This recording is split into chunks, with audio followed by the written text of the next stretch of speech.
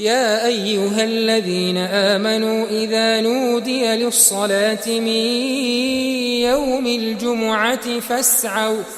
فاسعوا إلى ذكر الله وذروا البيع ذلكم خير لكم إن كنتم تعلمون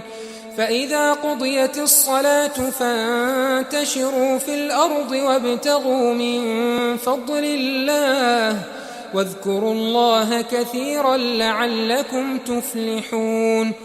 وإذا رأوا تجارة أو لهوا انفضوا إليها وتركوك قائما قل ما عند الله خير من اللهو ومن التجارة والله خير الرازقين